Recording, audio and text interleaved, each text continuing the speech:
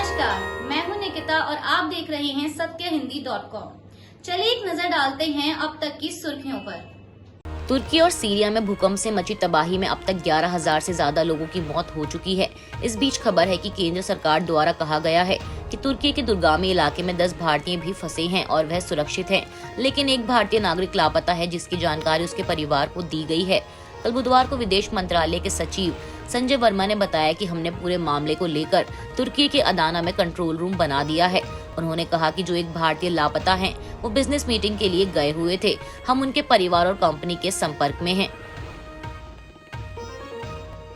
Adani group से जुड़े आरोपों पर जवाब न देने को लेकर विपक्ष ने बुधवार को प्रधानमंत्री नरेंद्र मोदी पर जमकर निशाना साधा।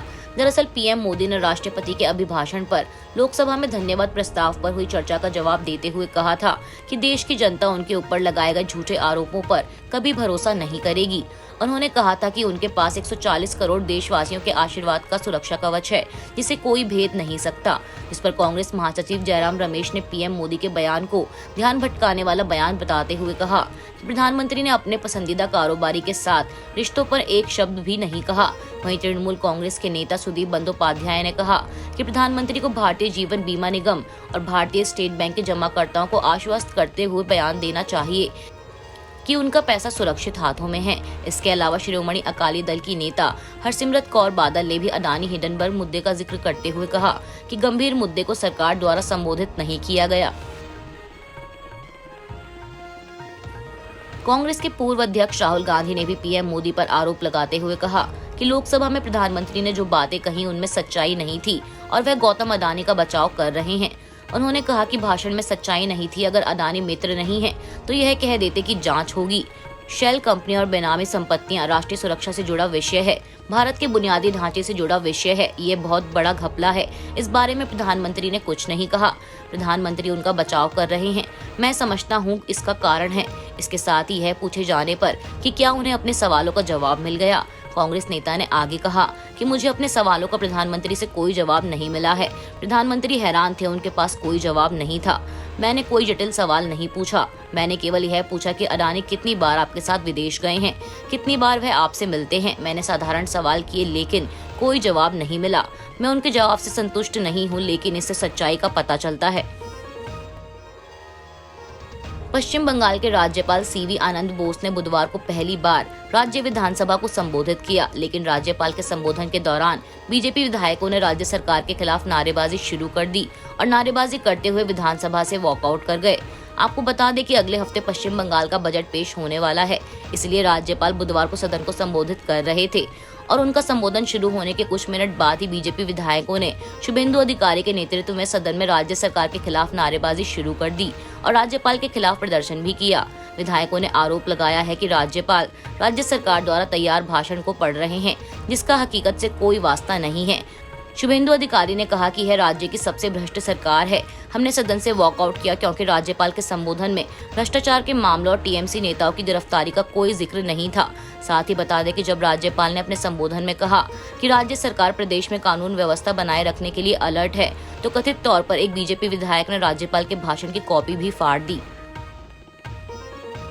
भाजपा विधायकों के आरोपों पर पलटवार करते हुए टीएमसी के चीफ व्हीप निर्मल घोष ने बीजेपी पर आरोप लगाते हुए कहा कि पार्टी सदन की कार्यवाही को बाधित करने की कोशिश कर रही है। इसके अलावा ममता सरकार में वरिष्ठ कैबिनेट मंत्री फिरहाद हाकिम ने संवाददाताओं से बातचीत के दौरान कहा कि यह बहुत दुर्भाग्यपूर्ण है। भारत के राष्ट्रपति, राज्यपाल, न्यायाधीश वे संवैधानिक पद हैं। हम उनके खिलाफ नारे नहीं लगा सकते।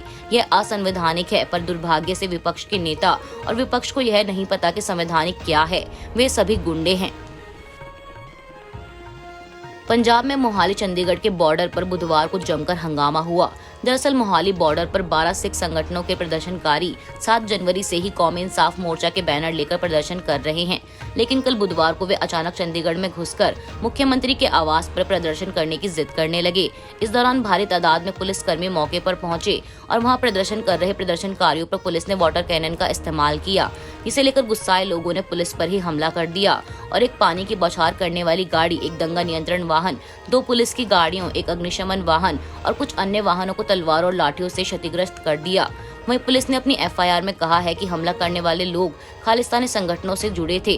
पुलिस द्वारा दी गई जानकारी के मुताबिक इस पूरी घटना में 23 पुलिसकर्मी घायल हुए हैं। All India Muslim personal law board ने बुधवार को सुप्रीम कोर्ट से कहा कि महिलाओं को मस्जिद के अंदर प्रवेश कर नमाज अदा करने की इजाजत है। बोर्ड ने कहा कि मुस्लिम महिला नमाज अदा करने के वास्ते मस्जिद में दाखिल होने के लिए स्वतंत्र है और यह उन पर निर्भर करता है कि वह मस्जिद में नमाज अदा करने के अपने अधिकार का इस्तेमाल करना चाहती हैं या नहीं। बता दें, AIMPLB ने कोर्ट में एक हलफनामा दायर कर यह जानकारी दी है। यह एफिडेविट मुस्लिम महिलाओं के मस्जिद में जाकर नमाज अदा करने से संबंधित एक याचिका को लेकर दाखिल किया गया है। दरअसल फरहा अनवर हुसैन शेख नाम की एक महिला ने साल 2020 में सुप्रीम कोर्ट में याचिका दायर कर भारत में मुस्लिम महिलाओं के मस्जिदों में प्रवेश पर लगी कथित रोक के चलन को लेकर निर्देश देने का आग्रह किया था और इसे अवैध और असंवैधानिक बताया था। वहीं अब याचिका पर मार्च में सुनवाई हो सकती है। आज के लिए बस इतना ही। बाकी की खबरों के लिए बने रहिए सत्यहिंदी.com के साथ।